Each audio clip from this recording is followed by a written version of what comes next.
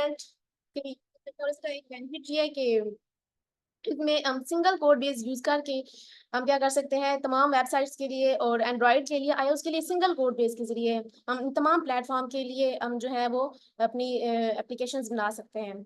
और आजकल देखते हैं कि ज़्यादातर फ्लटर कौन यूज़ कर रहा है, जैसे कि आप देखते हैं अली बाबा, ईबे, ठीक है, ये मुख्तलिफ प्लेटफॉर्म्स हैं जो कि आजकल बहुत ज़्यादा फ्लटर को यूज़ कर रहे हैं। उसके बाद आता है कि फ्लटर का डिफरेंट फ्रेमवर्क के साथ क्या इसका कंपैरिजन है, ठीक है। हम फ्लटर क्यों चूज कर रहे हैं, हम फ्लटर क्यों पढ़ेंगे आगे, ठीक है। फ्लटर क्या बेनिफिट्स है कि ये की परफॉर्मेंस बहुत ज़्यादा हाई है, ठीक है। जैसे कि हम रिएक्ट नेटिव में देखते हैं कि रिएक्ट नेटिव भी हमारे पास एक प्लेटफॉर्म है, फ्रेमवर्क है, ठीक है। इसकी में जो है परफॉर्मेंस इशू में इसको फेस करना पड़ सकता है, उसकी जो यूआई है, यूजर इंटरफेस है, इसमें कुछ इनकंसिस्टेंसीज आ जाती हैं, ठीक है। तो लेकिन फ्लटर में ऐसा नहीं है, फ्लटर की जो परफॉर्मेंस है वो हाई है और इसमें ऐसे कस्टमाइजेबल विजेट्स आ जाते हैं, ठीक है। ऐसे विजेट्स हैं जो हम आगे मजीद देखेंगे विजेट्स, ठीक है, जैसे कि स्टेटफुल विजेट्स, स्टेटलेस विजेट्स, हम इनको आगे मजीद प्रैक्टिकली जब हम करेंगे तो उनको देखेंगे, ठीक है। हम इसको बहुत इजीली यूज कर सकते हैं, इसमें कुछ भी मुश्किल नहीं है, ठीक है। सिंपल आप फ्लटर की सिर्फ एक ही लैंग्वेज है जो हम आगे देखेंगे, डॉट लैंग्वेज, उसको हम यूज करेंगे, ठीक है। तो उसको सीख के हम क्या है, फ्लटर की तमाम वेबसाइट, तमाम डिफरेंट प्लेटफॉर्म के लिए हम क्या कर सकते हैं, यूज कर सकते हैं, फ्लटर को यूज करेंगे। और जब हम आप देखते हैं कि फ्लटर को अपने सिस्टम में करने के लिए, सेटअप करने के लिए हमें किन की चीज़ों की ज़रूरत पड़ेगी। सिंपल हमें सिर्फ वीएस कोड और एंड्रॉइड स्टूडियो चाहिए होगा और हम फ्लटर की एसडीके इंस्टॉल करेंगे और हम मजीद उस पर आगे फ्लटर पे अपना वर्क स्टार्ट कर लेंगे। फ्लटर पे काम करना कोई भी मुश्किल नहीं है क्योंकि फ्लटर को एक बहुत ही ईजी फ्रेमवर्क है, ठीक है। जैसे कि वीएस कोड है, वीएस कोड में कुछ एक्सटेंशन साइड पे शो हो रही हैं। जब हम फ्लटर को इंस्टॉल करेंगे, ठीक है, तो हम इसमें कुछ एक्सटेंशन यहाँ से डाउनलोड कर लेंगे। ये बिल्कुल फ्री ऑफ कॉस्ट है और इजीली इंस्टॉल हो जाएंगी, ठीक है। जैसे कि पाइथन की हम यूज करेंगे, हम जब बैकएंड करेंगे फ्लटर का तो उसको हम यूज करेंगे, सही है। और वीएस कोड के लिए वीएस कोड हम इंस्टॉल करेंगे अपनी सिस्टम में, ठीक है। जैसे कि ये आप देख रहे हैं यहाँ के हमारे पास एमुलेटर है, ठीक है। इसका फ्लटर का बेनिफिट ये है कि जब हम कोई भी एप्लीकेशन बना रहे होते हैं ना, तो हमें साथ ही एमुलेटर और आईओएस के लिए सिमुलेटर्स ये हम साथ शो हो रहे होते हैं, ठीक है, कि हम जो भी अपनी एप्लीकेशन में चेंज कर रहे होते हैं हम सामने देख रहे होते हैं, ठीक है। हम अपनी डिवाइस भी कनेक्ट कर सकते हैं यहाँ पे, लोकल डिवाइस, और हम एमुलेटर और सिमुलेटर पे हम क्या अपनी एप्लीकेशन को देख रहे होते हैं, इधर से हम चेंज कर रहे होते हैं, ठीक है। यहाँ से हम चेंज करेंगे और यहाँ पे जब हम एमुलेटर पे रन करेंगे तो हमें एप्लीकेशन जो है वो शो होगी कि हमने क्या चेंज इसमें किया है और क्या, ठीक है। तो ये इसको समझ आ रही है आपको? हेलो? जी जी, समझ आ रही है। सही। जी मैम आ रही है। सही। सिर्फ इसमें हमें एमुलेटर दो में सॉफ्टवेयर जरूरत होंगी, ठीक है, वीएस कोड और वीएस कोड एंड्रॉइड स्टूडियो, ठीक है, और फ्लटर की एसडीके हमें इंस्टॉल करनी पड़ेंगी।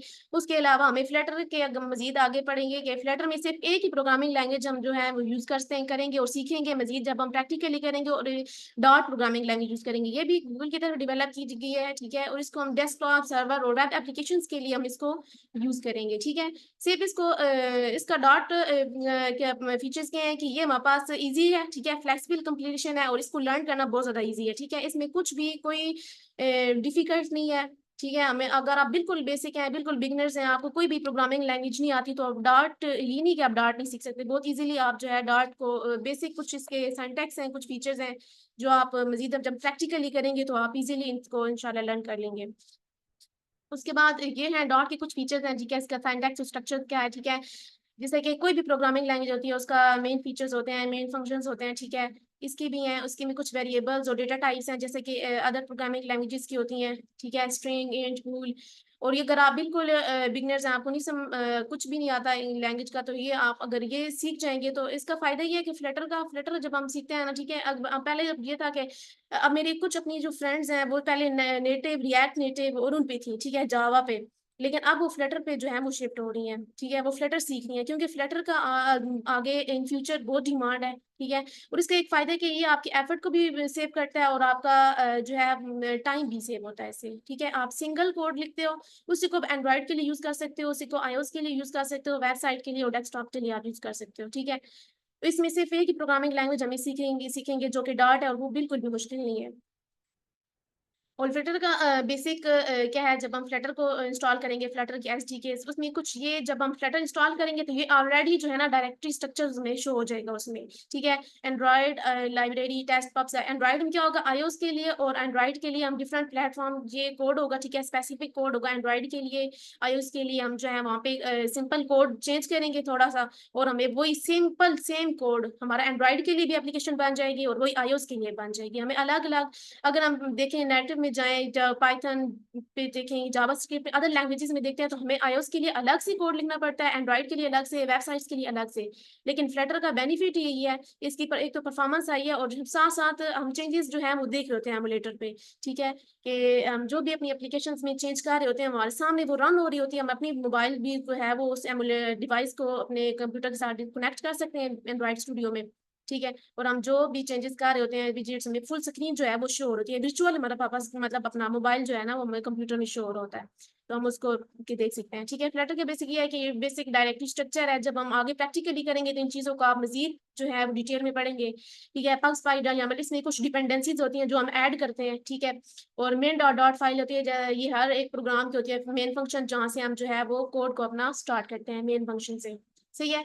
इसमें और फ्लटर में आगे मजीद जो है कुछ विजेट्स हैं, ठीक है, जो हम अपनी एप्स के लिए यूज करते हैं, जो हमारी स्ट्रक्चर होता है, हमारी जो अपीयरेंस होती है हमारी मोबाइल ऐप की, ठीक है, एप्स हो गई, बटन्स हो गए, ठीक है, रो कॉलम ये सब कुछ।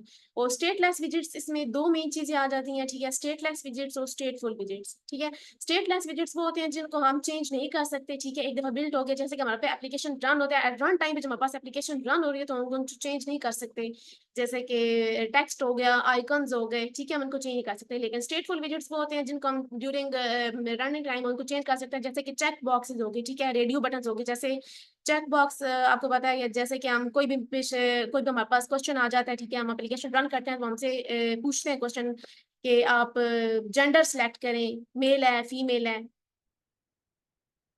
ठीक है, मेल फीमेल, या कुछ भी एज अपनी डिफाइन करें, तो वो चेक बॉक्सेस होते हैं, ठीक है, हम चेक करते हैं, तो वो स्टेटफुल विजेट्स होते हैं जो ड्यूरिंग रन टाइम चेंज हो रहे होते हैं, ठीक है।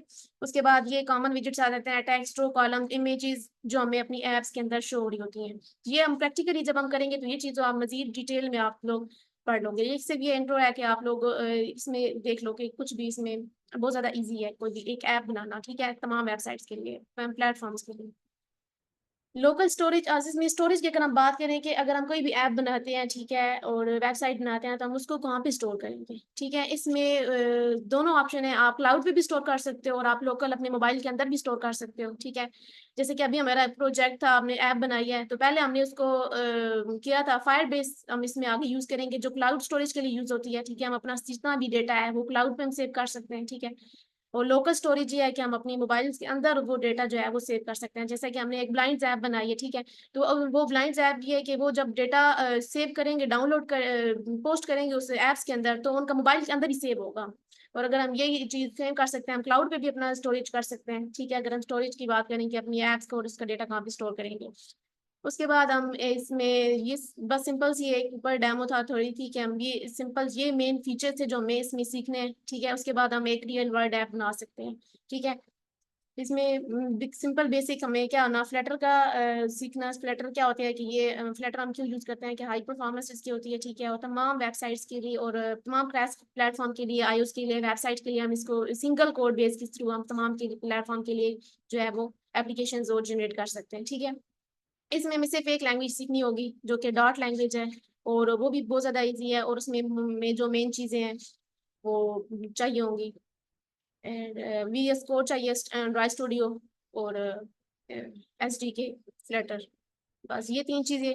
और बस थोड़ी सी आपको मेहनत करनी होगी कि ये आप सीख सकें थोड़ा सा, इतना टाइम नहीं लगेगा। और इजीली अगर आप देखें इसका अब मजीद आगे इन फ्यूचर बहुत ज़्यादा स्कोप है इस फ्लटर का, ठीक है।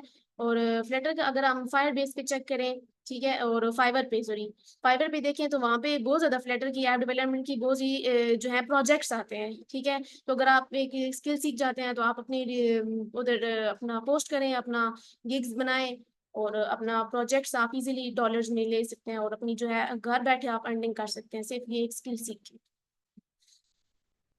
Thank you. और कोई भी क्वेश्चन है तो आप पूछ सकते हैं। अस्सलाम वालेकुम। हेलो। अस्सलाम वालेकुम। जी मैम। हाँ जी, मुझे पूछना था कि इसको सीखने के लिए हमारी कोई बेसिक कोई बैकग्राउंड होनी चाहिए कंप्यूटर्स की या डेवलपमेंट की। आपकी आवाज नहीं आ रही तो। मैंने कहा हमें इस फ्लटर को सीखने के लिए हमारी कोई प्रीवियस कोई बैकग्राउंड होनी चाहिए कि हमें कुछ आता हो पहले से, बिल्कुल। लाइक एप्स के रिलेटेड या और कुछ कोडिंग से रिलेटेड। नहीं, बिल्कुल भी अगर आप बिल्कुल बिगनर्स हैं, आपको कुछ भी कोडिंग नहीं आती ना, तो आपको इसका बैकएंड मतलब कुछ भी आपको सीखने की जरूरत नहीं है। सिंपल आप आपको सिंपल डॉट लैंग्वेज सीखने की, जो डॉट का बैकग्राउंड से कोई ताल्लुक नहीं है। सिंपल अगर ये ऊप से रिलेटेड है। अगर आप ऊप आती है तो आप इजी मतलब सीख सकते हो, लेकिन अगर आप ऊप नहीं आती है, आपको मतलब कोई भी प्रोग्रामिंग लैंग्वेज नहीं आती है, तो आपको इशू नहीं है। मतलब इसमें कोई नई टेक्निक नहीं है। बिल्कुल सिंपल सा और इजी सा सिंटैक्स है, जो कि कोई भी सीख सकता है। मतलब जो बिगनर्स हैं, जिनको कुछ भी जो कोडिंग से रिलेटेड जो है ही नहीं, ठीक है।